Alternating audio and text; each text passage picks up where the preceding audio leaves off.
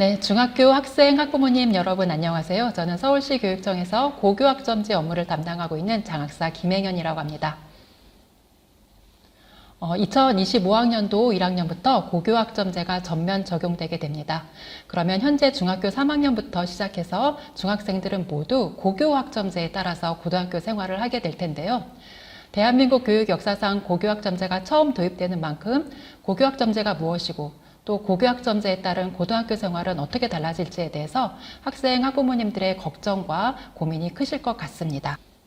고교학점제가 도입되면 먼저 학생들이 선택할 수 있는 과목의 수가 기존보다 훨씬 많아지게 됩니다.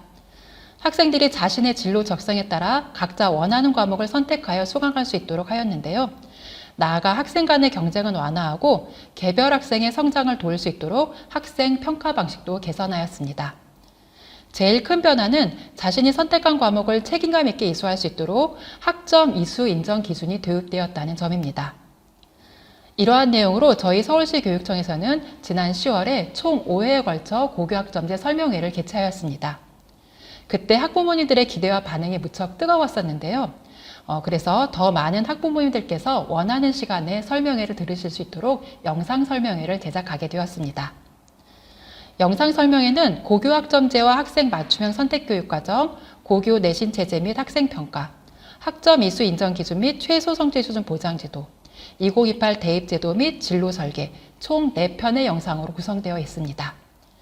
각각의 영상을 보시며 고교학점제에 대한 바른 이해를 통해 자녀분들이 성공적으로 고등학교 생활을 할 수 있도록 지원해 주시기 바라겠습니다. 중학교 학생 학부모를 위한 서울시 교육청 고교학점제 영상 설명회 첫 번째 주제는 고교학점제와 학생 맞춤형 선택 교육과정입니다. 고교학점제가 무엇일까요? 고교학점제는 2022 개정 교육과정에서 고등학교 교육과정 운영의 핵심 내용으로 도입되었습니다. 그러면 또 2022 개정 교육과정이 무엇인지 궁금하시죠? 2022 개정 교육과정은 학생들에게 무슨 내용을 어떻게 가르치고 평가할 것인지에 대한 국가 수준에서 계획한 것으로 2022년에 발표해서 2022 개정 교육과정이라고 하고 있습니다. 사회가 급변하는 만큼 우리 학생들에게 가르쳐야 할 내용과 길러줘야 할 역량도 빠르게 변화하고 있는데요. 그에 따라 우리나라도 미래 사회를 이끌어갈 주도적이고 진취적인 인재를 기르기 위해 교육과정을 수시로 개정하고 있습니다. 현재는 2015년도에 발표한 2015 개정교육과정에 적용되고 있는데요. 2015 개정교육과정 때 도입된 주요 내용으로는 중학교에서는 자유학기가 있습니다. 아울러 고등학교에서는 선택 과목이 일반 선택 과목과 진로 선택 과목으로 다양화되었다는 점이었습니다. 그리고 2025학년도부터는 2022년에 발표한 2022 개정교육과정이 처음 적용되게 되는데 바로 2015 개정교육과정과 비교해 2022 개정교육과정을 특징 짓는 가장 핵심적인 내용이 바로 고교학점제라고 할 수 있겠습니다.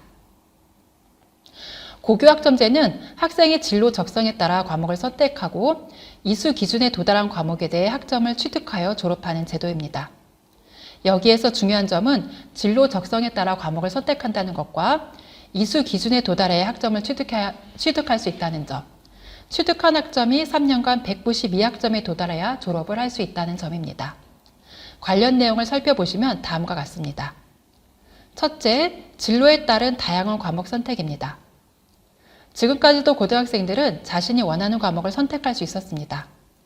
하지만 과목 선택의 기회가 제한적이어서 학생이 원하는 과목을 마음껏 선택하기가 어려웠는데요.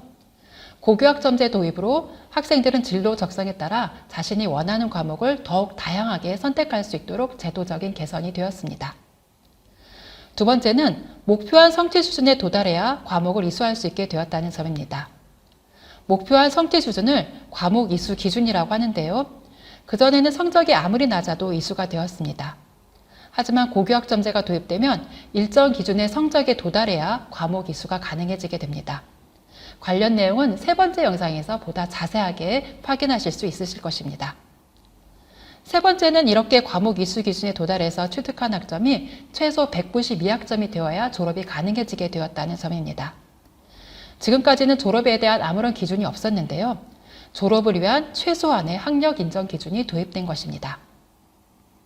그러면 왜 이런 제도를 도입하게 된 걸까요? 4차 산업혁명 시대가 도래하고 사회가 예측할 수 없을 정도로 빠르게 변화하고 있습니다. 오늘 아이들이 학교에서 배운 지식이 몇 년 후에는 의미가 없어질 정도로 사회가 급변하고 있습니다.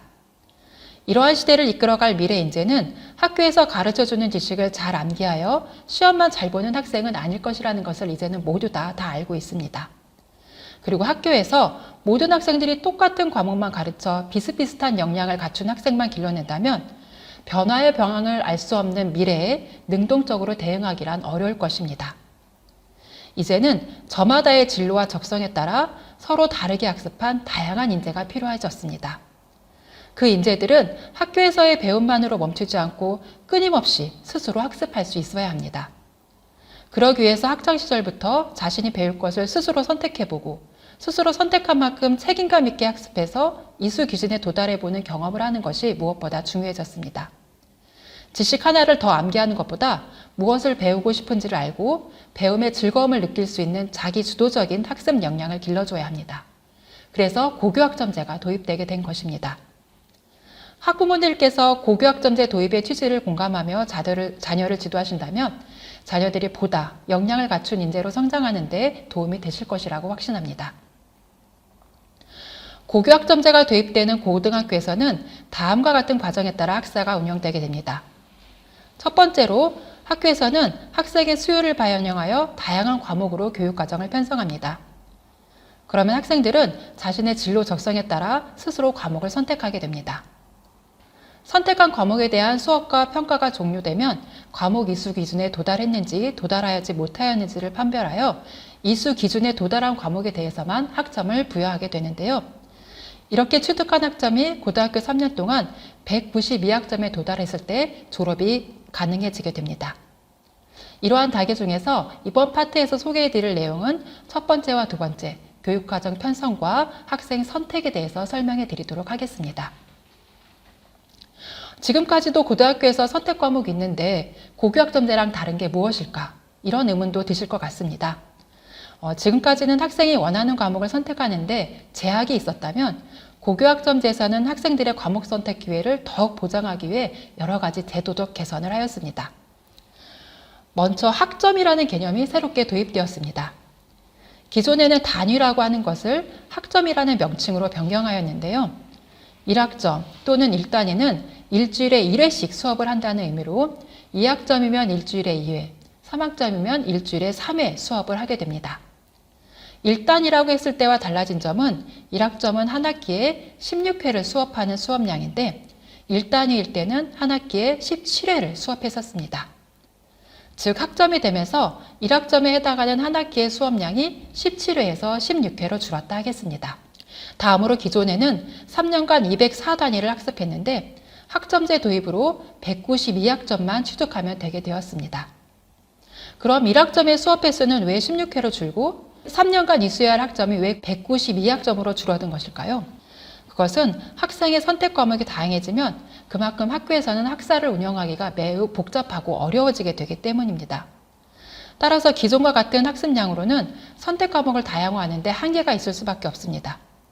그래서 학습량을 줄이고 그만큼 생긴 여유 시간을 활용해 학생들에게 다양한 선택 과목을 개설해 줄 수 있도록 하였습니다.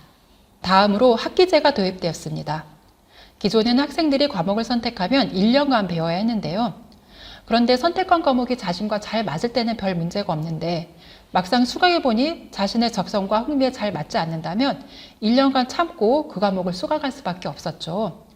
그런데 학기제가 도입됨에 따라 학생들은 학기마다 과목을 선택할 수 있게 되었습니다.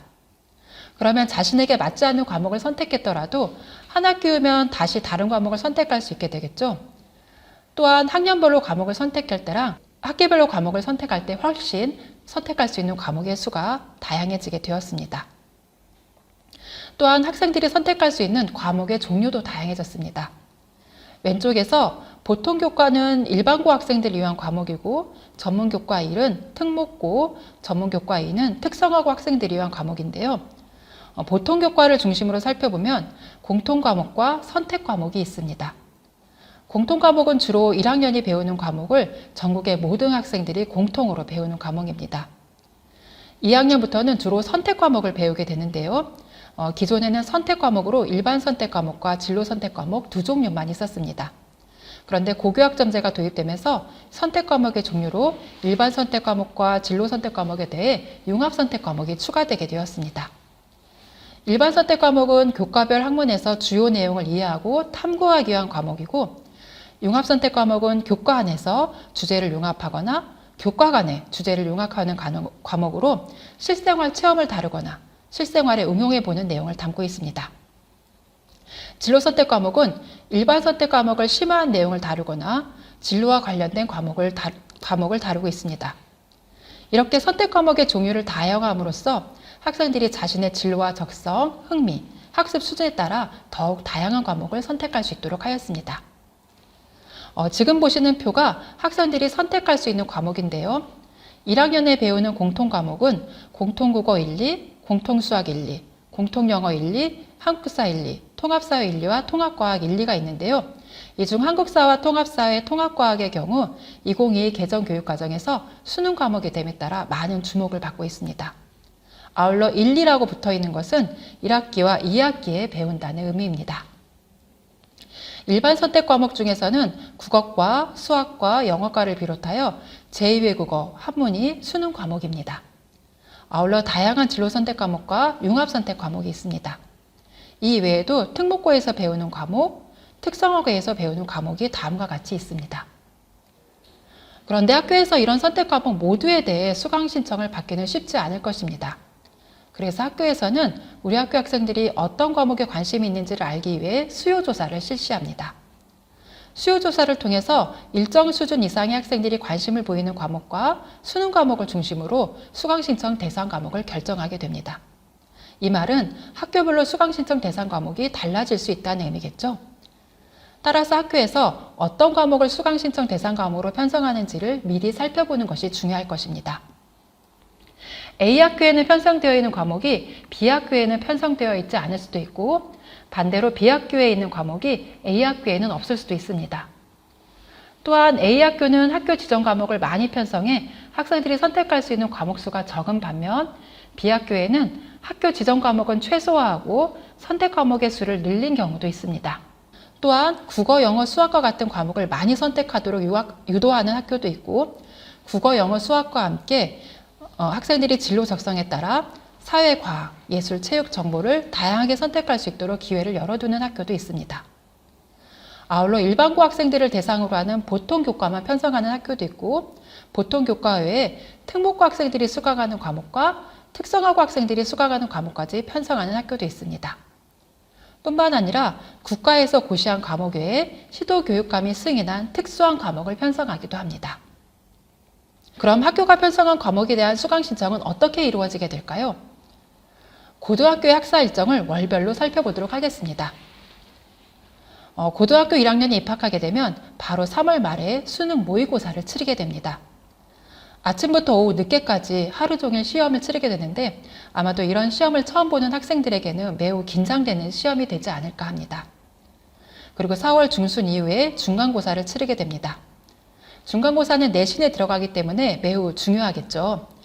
이렇게 고등학교에 입학하자마자 학생들은 2번의 평가를 치르면서 학업의 무게감을 느끼기도 하고 자신의 진로를 진지하게 고민하는 시기가 될 것입니다. 5월이 되면서부터는 학교마다 학생들의 진로 적성을 개발해주기 위한 다양한 특색 교육 활동이 펼쳐지게 됩니다. 이런 교육 활동에 참여하면서 수업 시간에 배웠던 지식을 실제 생활에 다양하게 응용해 보기도 하고, 여러 교과에서 분절적으로 배웠던 내용들을 융합해 보기도 하면서 자신이 어떤 분야에 관심이 있고 어떤 분야에 소질이 있는지를 발견해 나가는 기회로 삼아야 합니다. 이렇게 본인의 학업 성적과 진로 및 소질 적성을 발견해 가면서 2학년 때부터 어떤 과목을 선택할지 고민을 하게 되겠죠. 그때 학교들에서는 우리 학교 학생들이 어떤 과목에 관심이 있는지를 알아보기 위해 수요조사를 실시합니다. 그리고 수요조사를 바탕으로 1차 수강 신청을 하게 되는데요. 학생들의 수강 신청을 돕기 위해 학교에서는 어떤 과목을 편성하고 있으며 각 과목은 어떤 내용을 배우고 평가는 어떻게 이루어지는지에 대해서 안내하는 교육과정 설명회라든지 선택 과목 박람회 등의 교육활동을 개최하게 됩니다. 그리고 진로 등의 수업 시간이나 별도 상담 프로그램들을 통해서 학생들의 진로 및 진학 계획에 따라 어떤 과목을 선택해야 하는지 상담을 진행하기도 합니다. 교육과정 설명회 같은 경우는 학부모님들을 대상으로도 개최가 되니 이런 교육활동에 학부모님들도 적극적으로 참여해 주시면 좋을 것 같습니다. 이런 교육활동이 마무리될 즈음 학생들의 수요조사 결과와 학교에서 개설 가능한 과목의 융합을 결정한 후 1차 수강 신청을 받습니다. 수강 신청을 할 때는 당장 2학년 때 배우고 싶은 과목뿐만 아니라 3학년의 학업이 끝나고 3학년이 되면 2학년과 연계해 어떤 과목을 수강할지에 대해서도 고민해 보는 것이 좋습니다. 1차 수강 신청을 하고 나면 내가 과연 과목을 잘 선택할 것인지 여전히 고민스러울 것입니다. 진로가 변경될 수도 있고 또 과목에 대한 추가적인 정보를 얻을 수도 있겠죠. 그래서 학교에서는 개설 과목을 확정하기 전에 다시 한번 수강 신청을 변경할 수 있는 2차 수강 신청 기회를 줍니다. 그리고 이어서 최종 수강 신청을 하게 되는데요. 이 최종 수강 신청할 때는 정말 신중하셔야 할 것 같습니다. 왜냐하면 최종 수강 신청이 마무리되면 학교에서는 이 결과를 바탕으로 교과서를 주문하고 교원 수급을 결정하기 때문입니다. 이 말은 다시 과목을 변경하기 어렵다라는 의미이기도 한데요. 하지만 어떤 과목을 수강하느냐는 학생의 진로 및 학업에 매우 중요한 문제이기 때문에 학교들마다 교육과정 편성 운영 규정에서 정한 바에 따라 행정적으로 허용 가능한 범위에서 변경을 허용해 주기도 합니다. 하지만 그 과정이 매우 까다롭고 복잡하며 또 변경 자체를 아예 불허할 수도 있습니다. 때문에 학교에서 공식적으로 정한 수강 신청 기간에 최대한 신중하게 과목을 결정하는 것이 중요합니다. 학부모님들께서는 수강 신청 일정을 미리미리 확인하셔서 자녀분들이 올바른 과목 선택을 할 수 있도록 함께 고민하고 대화를 나눠주시는 것이 중요할 것 같습니다. 그런데 이러한 과정은 학교들마다 조금씩 차이가 있으므로 학부모 설명회와 학사 일정 등을 통해 자녀가 재학하는 학교의 수강 신청 일정 및 방법을 꼭 확인하시기 바라겠습니다. 어떤 과목을 선택할지는 학생들이 자신의 진로 적성에 따라 결정하는 것이 가장 바람직하겠죠. 그런데 자신의 진로에 대한 계획이 뚜렷하지 않고 또 자신이 무엇에 흥미가 있고 소질이 있는지를 잘 모르면 친한 친구를 따라서 그냥 신청하기도 합니다. 그렇게 친구를 따라 신청했다가 2학년에도 계속 사이가 좋으면 다행인데 그 사이에 사이가 틀어지면 정말 학교 생활이 힘들어지게 되겠죠. 또 어떤 학생들은 공부를 잘하는 학생이 선택한 과목을 일부러 피해서 선택하기도 합니다. 또 많은 수의 학생이 신청한 과목을 따라서 신청하기도 하고 자신이 관심 있는 과목이지만 신청한 학생 수가 적으면 그 과목을 포기하기도 합니다. 그 이유는 내신 성적이 석차로 결정되고 또 많은 수의 학생이 선택해야 내신 성적을 받기에 유리하다는 인식 때문입니다. 그래서 어떤 학교에서는 수강 신청 결과를 일부러 공개하지 않는 경우도 있습니다. 그 이유는 수강 신청 결과를 공개하게 되면 신청 학생 수가 적은 과목의 경우 학생들이 대거 이탈하는 경우가 발생하기 때문입니다.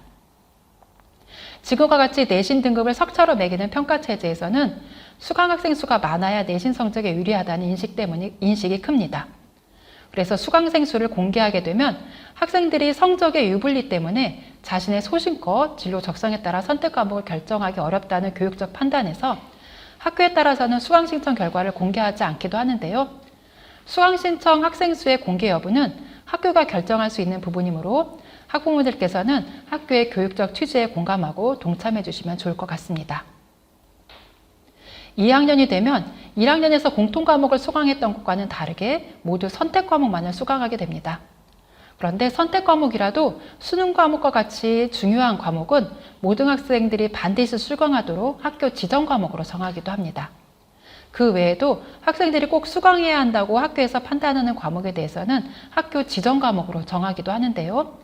즉 선택 과목으로 분류된 것도 학교들에 따라서는 학교 지정 과목으로 정하여 모든 학생이 수강할 수 있도록 하기도 합니다. 그런 과목을 제외하면 학생들은 자신이 선택한 과목에 따라 교실을 이동하며 수업을 듣게 됩니다. 즉 학교별 시간표가 아니라 개인별 시간표에 따라 수강을 하게 되는 것입니다. 그런데 수강을 하다 보면 어떤 과목은 자신과 잘 맞지만 또 어떤 과목은 생각했던 것과 다르기도 할 것입니다. 또 그 사이에 진로가 변경되는 경우도 있을 것이고요. 그에 따라 2학기에 수강하려고 신청했던 과목에 대한 변경이 불가피한 경우도 생길 것이고 또 3학년에서 수강할 과목에 대한 계획이 변경되기도 할 것입니다. 즉 어떤 과목을 수강할 것인지는 한 번 정하면 끝나는 것이 아니라 끊임없이 학생의 진로 계획 및 자신의 학업 상황에 따라 재설계가 필요한 것입니다. 그런데 중요한 것은 선택 과목을 바꾸고 싶다고 해서 무조건 바꿀 수 있는 것은 아니고 학교에서 정한 교육과정 편성 운영 규정에 따라 수강 신청을 변경할 수 있는 기관과 방법을 다르게 운영하고 있으니 꼭 규정을 확인하시기 바랍니다. 또한 3학년의 경우 2학기에 수학능력 시험 및 수시 전형 등이 이루어져서 아무래도 학업에 집중하기가 어렵습니다. 따라서 진로를 위해 꼭 필요한 과목은 3학년 1학기까지 신청하는 것이 바람직합니다. 그런데 자녀가 수강하고자 하는 과목에 너무 적은 학생이 신청하게 되면 학교에서는 그 과목을 개설하기가 어렵겠죠. 또는 자녀가 관심 있는 과목인데 학교에서 아예 수강 신청 대상 과목으로 편성하지 않을 수도 있습니다. 그러면 그냥 그 과목을 포기하고 말아야 할까요? 개별 학교에서 학생들이 원하는 과목을 모두 개설해 줄 수는 없기 때문에 서울시 교육청에서는 학교 간 공동교육과정이라는 제도를 운영하고 있습니다. 학교 간 공동교육과정이라는 명칭에서 느껴지듯이 여러 학교가 연계 협력하여 학생들이 공동으로 수강할 수 있도록 교육과정을 운영하는 제도인데요. 학교 간 공동교육과정을 운영하는 방법은 크게 두 가지가 있습니다. 첫 번째는 거점학교라는 것인데요. 서울시 교육청에서는 2024학년도에 43개의 거점학교를 지정하였습니다. 이 거점학교에서는 개별 학교에서 개설하기 어려운 특색 있는 과목에 대하여 서울시 전역의 학생들이 신청해서 수강할 수 있도록 운영하고 있습니다. 자녀가 진학하는 학교가 거점학교가 아니더라도 서울시 전역에서 운영하는 어떤 거점학교라도 원하는 과목이 있으면 수강을 할 수가 있습니다. 단 신청자가 너무 많을 경우 일정한 기준에 따라 수강생을 선별하기도 하는데요. 우리 서울시 교육청에서는 수강하고자 하는 학생들의 수요에 맞춰서 거점학교를 지속적으로 확대하기 위해 노력하고 있습니다. 다음으로 공유캠퍼스라는 것이 있는데요. 공유캠퍼스는 인근에 가까운 이웃학교 두세 개 학교들이 서로 협약을 맺어서 교육과정을 공유하는 형태입니다. 개별 학교에서는 수강 학생이 적어 개설하기 어려운 과목들을 두세 개 학교의 학생들이 함께 모아서 수강한다면 개설이 가능해지게 됩니다. 학교 간에 서로 한 과목씩만 공유하더라도 학생들이 선택할 수 있는 과목 수가 2개 내지 3개는 더 많아지게 되는 것입니다. 공유 캠퍼스는 현재 18개의 캠퍼스가 운영 중이며 총 51개 교가 참여하고 있습니다. 자녀가 진학하고자 하는 학교가 공유 캠퍼스를 운영하고 있는지도 한번 확인해 보시면 좋을 것 같습니다. 거점학교와 공유 캠퍼스는 고교학점제 도입 이전부터 학생들의 과목 선택 기회 확대를 위해 운영해 오던 제도라면 내년도 고교학점제 전면 도입을 앞두고는 서울 온라인 학교를 새롭게 개교하게 되었습니다. 서울 온라인 학교는 소인수 학생이 신청하거나 교원 수급 등의 이유로 학교에서 개설하기 어려운 경우에 학교에서 온라인 학교로 강좌 개설을 요청하게 되면 온라인 학교에서 대신 그 강좌를 개설해서 수업을 운영해주는 학교인데요. 거점학교와 공유캠퍼스와 가장 크게 다른 점은 학교 이름에서 알 수 있듯이 온라인으로 운영된다는 점입니다. 수업은 학교 정규 수업 시간에 맞춰서 실시간 쌍방향으로 진행됩니다. 즉 거점학교와 공유캠퍼스는 학교의 정규 수업 시간 외에 운영된다면 온라인 학교는 주로 정규 수업 시간에 맞춰서 운영된다는 점이 큰 차이점이라고 할 수 있겠습니다. 그럼 학교 간 공동교육과정은 어떻게 수강 신청하는 걸까요? 공유캠퍼스와 온라인 학교의 경우 학교에서 수강 신청할 때 포함이 돼서 진행되므로 별도의 수강 신청 절차가 필요 없습니다. 하지만 거점학교의 경우에는 학교에서의 수강 신청과 별도로 이루어지며 학생 개인별로 신청해야 하므로 신경을 좀 쓰셔야 하는데요. 저희 서울시 교육청에서는 학교별로 어떤 학교에서 어떤 과목을 운영하는지를 소개하는 포스터를 각 학교로 배부하고 있습니다. 그리고 수강 신청의 편의를 위해 서울 고교학점제 지원센터라는 홈페이지를 통해 신청하도록 하고 있습니다. 서울 고교학점제 지원센터 홈페이지는 거점학교 수강 신청뿐만 아니라 고교학점제 관련 다양한 정보와 학교별 교육과정 편성표 등도 탑재되고 있으니 시간 나시면 한번 접속해 보시기 바라겠습니다. 이 외에도 학교 알림이라는 사이트에 가시면 학교의 교육과정 편성표 및 평가계획, 특색 교육활동들을 보실 수 있습니다. 지금까지 고교학점제는 무엇이며 학생들이 진로 적성에 따라 다양한 과목을 선택할 수 있도록 어떤 제도적 보완을 하였는지에 대해서 설명드렸습니다.